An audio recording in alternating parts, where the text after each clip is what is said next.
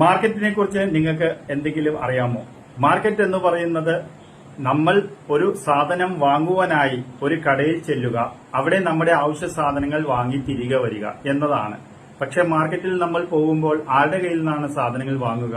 അവിടെ വിൽക്കാൻ അവിടെ ഒരു കടയുണ്ടാകും. ആ കടയിൽ നിന്നും നമ്മൾ വാങ്ങുന്നു. അപ്പോൾ അവിടെ ഒരു മാർക്കറ്റ് സൃഷ്ടിക്കപ്പെടുന്നു. അപ്പോൾ ഇവിടെയും സ്റ്റോക്ക് മാർക്കറ്റ് എന്ന് പറയുന്ന വലിയൊരു ഈ മാർക്കറ്റിൽ അവിടെ സംഭവിക്കുന്നതും ഇത് തന്നെ. നമ്മൾ ഒരു ബയർ ആണെങ്കിൽ അവിടെ ഒരു സെല്ലർ ഉണ്ടാകും. അതിന്റെ വിശദാംശങ്ങൾക്കായി നമുക്ക് മുന്നോട്ട് പോകാം. മാർക്കറ്റ് എന്ന് പറയുന്ന ഇന്ത്യൻ മാർക്കറ്റിൽ അവിടെ നടക്കുന്നത് ഓഹരികളുടെ വിൽപ്പനയാണ്. ഓഹരി എന്ന് പറയുന്നത് ഷെയറുകൾ. വലിയ വലിയ കമ്പനികൾ തൊട്ട് ചെറിയ ചെറിയ കമ്പനികളുടെ ഷെയറുകൾ ഓൺലൈനിൽ നമുക്ക് ബൈ ചെയ്യുവാനും വിൽക്കുവാനും സാധിക്കും. അപ്പോൾ അവിടെ ബയറെ കണ്ടെത്തുവാനോ സെല്ലറെ കണ്ടെത്തുവാനോ നമ്മൾ ഫിസിക്കലി പോകേണ്ട ആവശ്യമില്ല.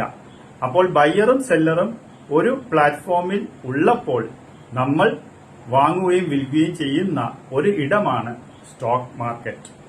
ഇനി മാർക്കറ്റിന്റെ പ്രത്യേകത എന്താണെന്ന് വെച്ചാൽ അതിന് 2 എക്സ്ചേഞ്ചസ് ആണ് ഉള്ളത്.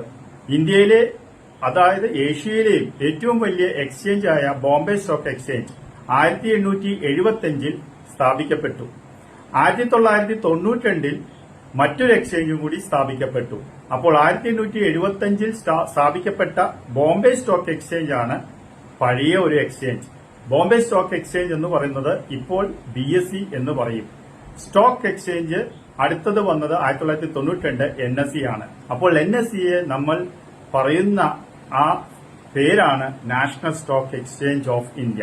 അപ്പൊ 2 പ്രമുഖ എക്സ്ചേഞ്ചുകൾ മാത്രം ഈ ഇന്ത്യയിൽ പ്രധാനപ്പെട്ട ഈ സ്റ്റോക്ക് മാർക്കറ്റിൽ ട്രേഡ് ചെയ്യുന്നത്.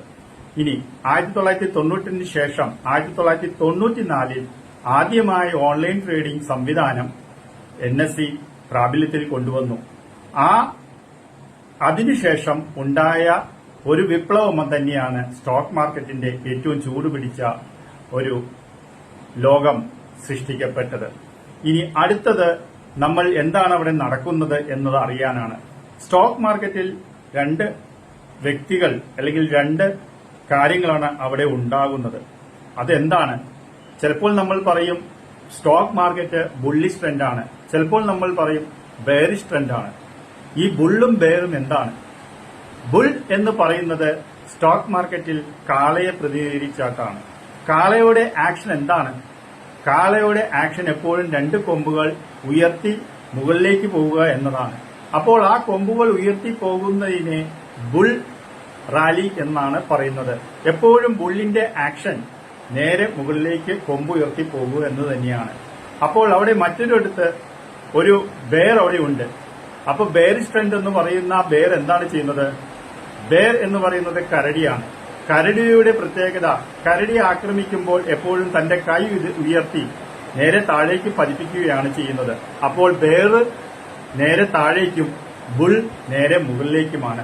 അങ്ങനെയാണ് സ്റ്റോക്ക് മാർക്കറ്റിലുള്ളവർ പറയുന്നത് ഇന്ന് ബുള്ളിഷ് ട്രെൻഡായിരുന്നു, ഇന്ന് ബെയറിഷ് ട്രെൻഡായിരുന്നു. മറ്റൊരു പ്രത്യേകതയും കൂടി മാർക്കറ്റിലുണ്ട്. അതെന്താണാവോ? മാർക്കറ്റിൽ ഒരു പ്രത്യേകത എന്ന് പറയുന്നത് നിഫ്റ്റിയും സെൻസെക്സുമാണ്. നിഫ്റ്റി എന്ന് പറയുന്നത് NSEയെ പ്രതിദാനം ചെയ്തുള്ള സൂചികയാണ്. സെൻസെക്സ് എന്ന് പറയുന്നത് BSEയുടെ സൂചികയാണ്. അപ്പോൾ BSEയുടെ സൂചിക സെൻസെക്സ് ഉയർന്നുവെന്നും താഴ്ന്നുവെന്നും പത്രത്തിലും മറ്റുള്ള ഇടങ്ങളിലും നമ്മൾ കാണാറുണ്ട്, കേൾക്കാറുണ്ട്. അപ്പോൾ ഇതാണ് BSEയുടെ സെൻസെക്സ്.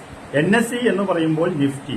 ഇതിന്റെ കൂടുതൽ വിശദാംശങ്ങൾ നമുക്ക് അടുത്ത പ്രാവശ്യം സംസാരിക്കാം. ഇനിയും കൂടുതൽ വിവരങ്ങൾ അറിയുന്നതിന് പേഴ്സണലായി എന്നെ ബന്ധപ്പെടുക. എല്ലാവർക്കും ഇത് മനസ്സിലായി എന്ന്